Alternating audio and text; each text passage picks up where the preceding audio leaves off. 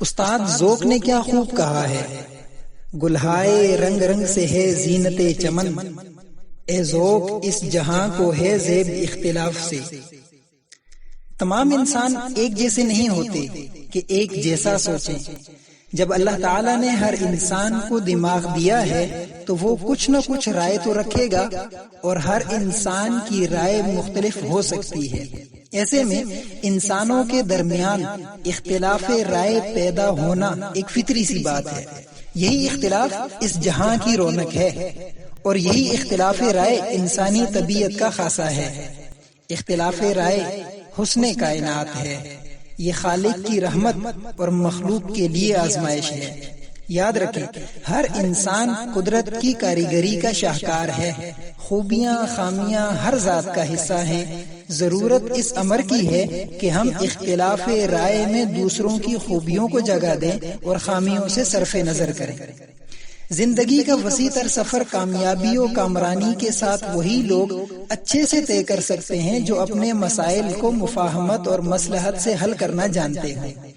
جن لوگوں کی زندگی میں مناسب موقع پر جھکنا نہ ہو، کسی کی برائی کو برداشت نہ کر سکتے ہوں اور صبر سے کام لینا نہ جانتے ہوں، ان کی زندگی کی گاڑی کسی گہری کھائی میں گر جاتی ہے، اور ایسی گاڑی اپنی منزل پر نہیں پہنچ پاتی۔ کسی بزرگ نے کیا خوبصورت مثال دی ہے کہ اگر کسی کی فلائٹ 4 بجے کی ہو اور 3 بجے اسے راستے میں کتا پڑ جائے تو عقل مند انسان کتے سے الجھے گا نہیں، بلکہ اس سے اعراض کرے گا، اپنا دامن بچائے گا اور اپنی منزل کی جانب بڑھ جائے گا۔ کیونکہ اگر آپ راستے میں رک کر ہر بھونکنے والے کتے کو پتھر مارتے رہے تو آپ کبھی بھی اپنی منزل پر نہیں پہنچ سکتے۔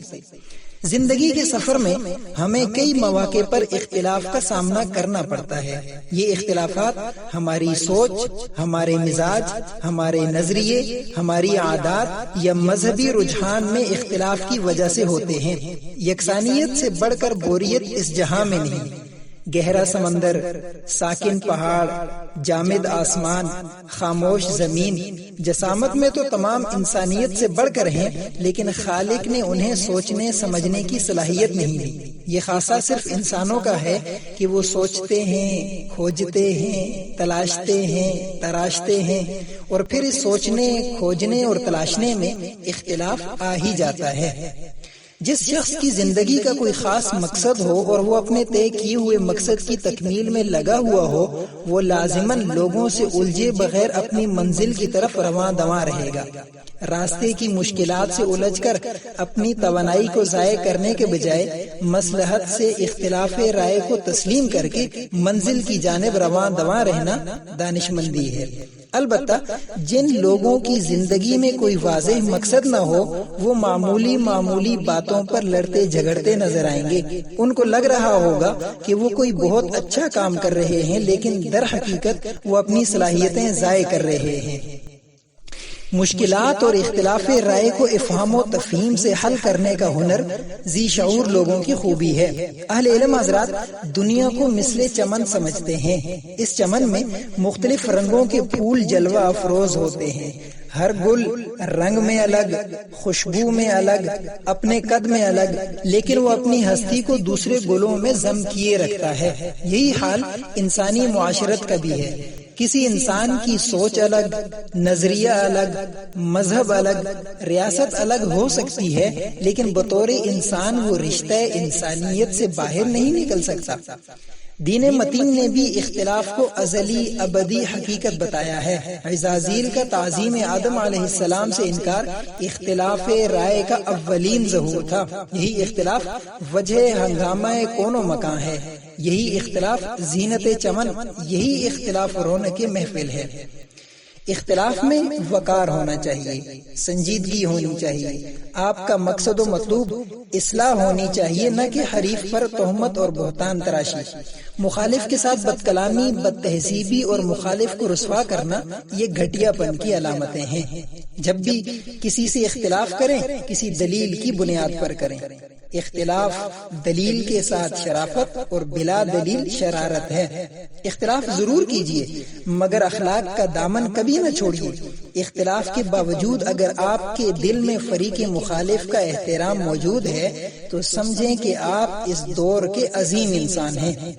انفرادیت، شہرت اور ہوائے نفس کے غلبے کے لیے اختلاف محض فکری پستی نہیں بلکہ اخروی تباہی کا سامان بھی ہے۔ یہ ضروری نہیں کہ جو شخص آپ سے اختلاف کرے وہ آپ کا مخالف ہو، ممکن ہے اس کا مزاج آپ سے مختلف ہو۔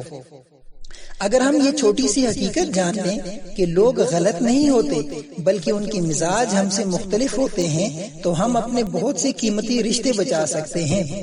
کہتے ہیں کہ ایک گاؤں میں ایک ندی بہتی تھی۔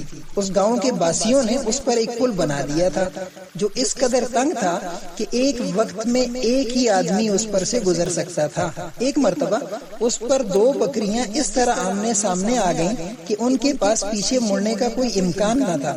کافی دیر رکنے کے بعد ایک بکری نیچے بیٹھ گئی اور دوسری اس کے اوپر سے پل کراس کر گئی۔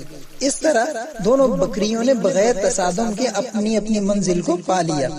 اختلاف کی صورت میں مسئلے کے حل کی جانب توجہ دیجیے۔ ایک مسئلے کے ایک سے زائد ممکنہ حل ہو سکتے ہیں، ایسی صورت میں ایسا حل تلاش کیجیے جس سے فریقین کو باہمی فائدہ ہو۔ اس کے لیے ہمیں کرنا یہ ہے کہ ٹھنڈے دماغ سے سوچیں، صحیح معلومات اور اعداد و شمار سے کام لیں، محض اندازے اور قیاس آرائیوں سے گریز کریں۔ تھوڑی دیر کے لیے دوسرے کی جگہ پر ہو کر سوچئے کہ وہ کن حالات سے گزر رہا ہے۔ ایسے میں آپ صحیح حالات کا جائزہ لے سکیں گے اور دوسروں کی مجبوریوں کو سمجھنے اور ان کے حالات کا ادراک کرنے میں آسانی ہوگی۔ اختلاف رائے کو بیداری شعور، تخلیقی صلاحیتوں، اچھوتی تحریروں اور انوکھی دریافتوں میں سراہنے سے معاشرے میں رواداری اور برداشت جیسی صفات جنم لیتی ہیں۔ ایسے معاشرے جہاں اختلاف رائے کو تسلیم کیا جاتا ہو وہاں عوامی شعور میں اضافہ، ذہنی سطح میں بلندی، تخلیقی کام میں جدت اور اجتماعی زندگی میں سکون و اطمینان پایا جاتا ہے۔ رشتوں میں اختلاف کے وقت درگزر سے کام لیجیے، عقل سے زیادہ دل سے سوچیے، وقتی فائدے یا ذاتی فائدے کے بجائے دائمی اور مجموعی فائدے پر نظر رکھیے۔ رشتوں کو بچانے کے لیے دل کو قبرستان بنائیے جہاں اپنوں کی لغزشوں کو دفناتے جائیے۔ یہ لغزشیں بروز حشر آپ پر گھنے سایہ دار صاحبان کا کام دیں گی۔ اگر لوگوں کو معاف کرنا اور عزت دینا آپ کی کمزوری ہے تو آپ دنیا کے سب سے طاقتور انسان ہیں۔ مولانا رومی رحمہ اللہ نے کیا خوبصورت فرمایا تھا، جن باتوں پر جھگڑا کر کے لوگ مٹی تلے سو جاتے ہیں انہی باتوں پر ہلکی سی مٹی ڈال کر دنیا میں سکون کی زندگی گزاری جا سکتی ہے۔ رب تعالیٰ بھی جب قرآن مجید میں مومن لوگوں کی صفات کو ذکر فرماتے ہیں تو ان میں ایک خوبی یہ بھی بیان فرماتے ہیں، وَعِبَادُ الرَّحْمَنِ الَّذِينَ يَمْشُونَ عَلَى الْأَرْضِ هَوْنًا وَإِذَا خَاطَبَهُمُ الْجَاهِلُونَ قَالُوا سَلَامًا۔ رحمان کے سچے بندے وہ ہیں جو زمین پر مصلحت کے ساتھ چلتے ہیں اور جب بے علم لوگ ان سے باتیں کرنے لگتے ہیں تو وہ کہہ دیتے ہیں کہ سلام ہے۔ ایک حقیقی مومن کو ہمیشہ نرم مزاج ہونا چاہیے تاکہ اس کے لیے لوگوں کی باتوں کو برداشت کرنا اور ان پر صبر کرنا آسان ہو۔ صحیح مسلم کی ایک روایت ہے، عن عائشہ رضی اللہ عنہا زوج النبی صلی اللہ علیہ وسلم ان رسول اللہ صلی اللہ علیہ وسلم قال یا عائشہ ان اللہ رفیق يحب الرفق ويعطي على الرفق ما لا يعطي على العنف وما لا يعطي على ما سواه۔ سیدہ عائشہ نبی صلی اللہ علیہ وسلم کی زوجہ مطہرہ سے روایت ہے کہ رسول اللہ صلی اللہ علیہ وسلم نے فرمایا، اے عائشہ، اللہ رفیق ہے اور رفق یعنی نرمی کو پسند کرتا ہے، اور نرمی اختیار کرنے کی بنا پر وہ اس قدر عطا فرماتا ہے کہ جو سختی یا اس کے علاوہ کسی اور وجہ سے اس قدر عطا نہیں فرماتا۔ جناب واصف علی واصف صاحب نے کیا خوب فرمایا تھا کہ بڑی منزلوں کے مسافر دل چھوٹا نہیں کرتے، لہٰذا رستے کی مشکلات سے الجھ کر اپنی توانائی کو ضائع کرنے کے بجائے مصلحت سے اختلاف رائے کو تسلیم کر کے منزل کی جانب رواں دواں رہیے، یہی دانش مندی ہے۔